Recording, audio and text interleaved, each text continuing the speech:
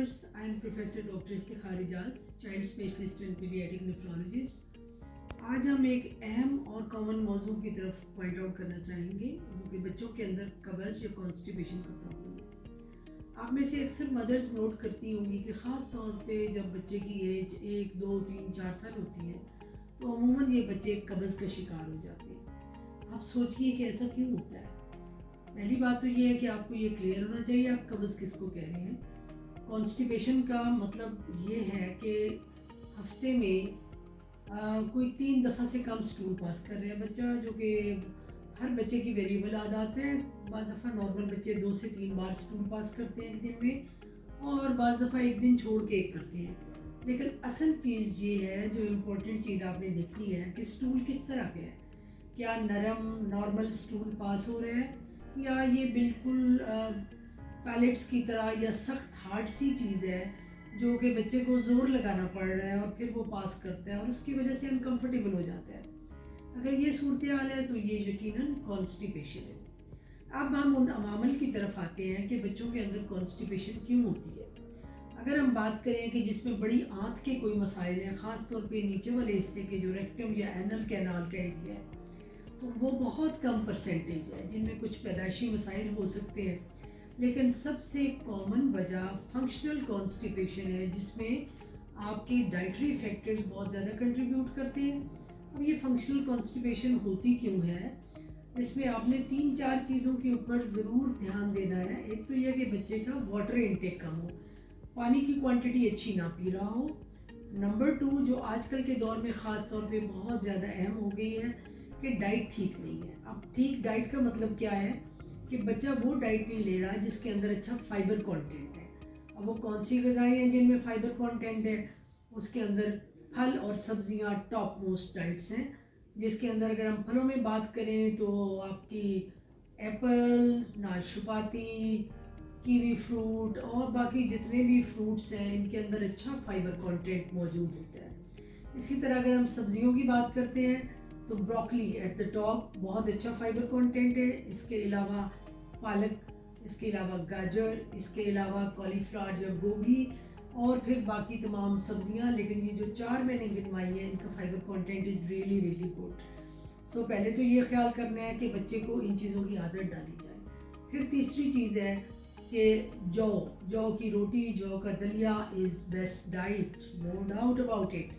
लेकिन अगर हम गंदम ही खा रहे हैं या गंदम की बनी हुई ब्रेड खा रहे हैं तो कोशिश कीजिए कि वो होल ग्रेन टाइप हो, रिफाइंड आटा ना हो, वाइट ब्रेड ना हो, क्योंकि that is surely going to cause constipation. फिर आप देखते हैं कि ड्राई फ्रूट्स के अंदर बहुत मिनरल्स और वाइटामिन्स के अलावा फाइबर कंटेंट मौजूद है। ख़ास तौर पे खुशखुबानी और किशमिश और बाकी मेवाजात, इनके अंदर फाइबर कंटेंट बहुत अच्छा मौजूद है।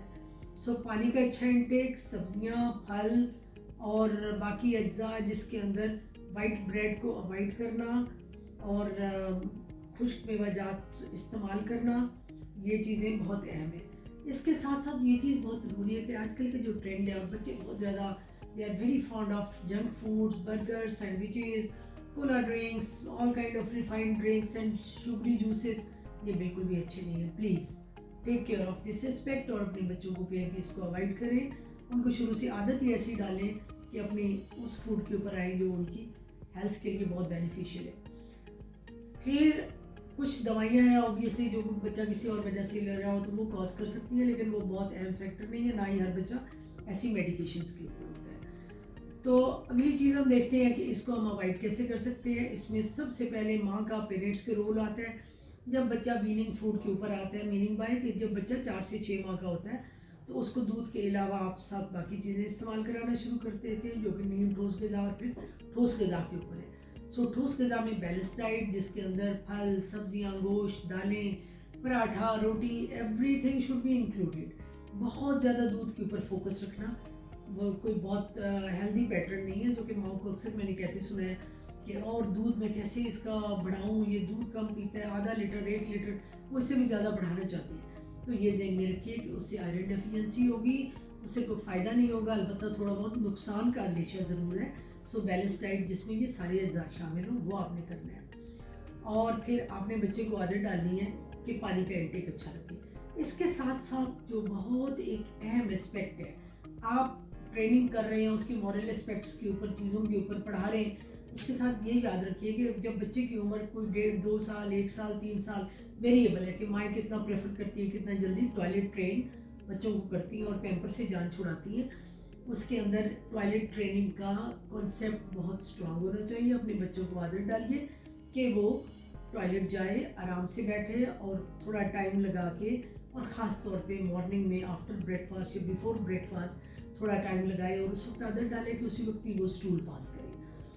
اگر بچہ افراتفری میں رہتا ہے، جو کہ سب سے کامن وجہ ہے، اور وہ ہوتا کیا ہے، اس کو سگنلز آ رہے ہوتے ہیں، ابھی اس کو اسٹول پاس کرنے کی حاجت ہوئی ہے، لیکن وہ موسٹ آف دا ٹائم اس کو اگنور کر رہا ہوتا ہے کیونکہ وہ کھیل میں لگا ہوا ہے یا ویڈیو گیمس پہ ہے یا اس کو بہت جلدی ہے، وہ کہتے ہیں نہیں ابھی نہیں، لیٹ لیٹ لیٹ۔ اب وہ قدرت کا نظام ایسا ہے کہ اسٹول پڑا ہوا ہے کولن کے اندر، جتنی دیر وہ وہاں رہے گا اس کا پانی واپس باڈی میں چلتا جائے گا، وہ اسٹول ہارڈ ہو جائے گا۔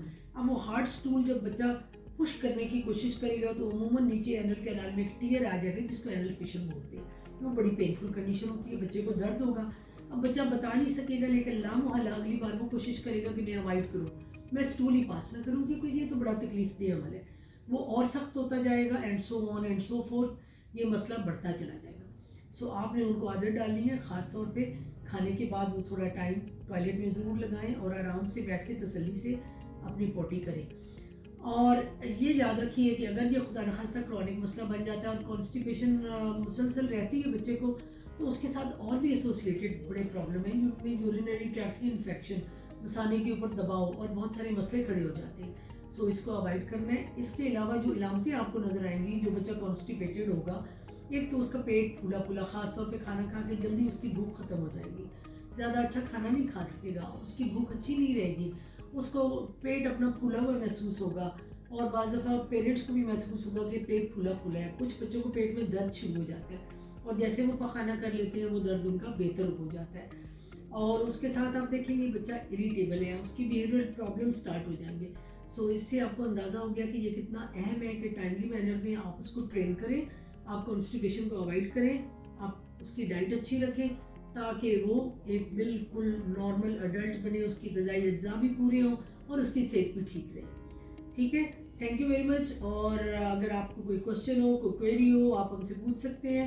تو اپنے بچوں کی training apart from moral training, educating other things, یہ بھی بہت ضروری ہے کہ آپ ان کے ڈائٹری پیٹرن، ان کو ایک ہیلدی اڈلٹ بنائیں جس کی ساری ٹریننگ اس وقت آپ کے ہاتھ میں ہے، بچہ آپ پہ ڈپینڈنٹ ہے، سو اس کو ہیلدی پیٹرن کے اوپر لائیے۔ Thank you.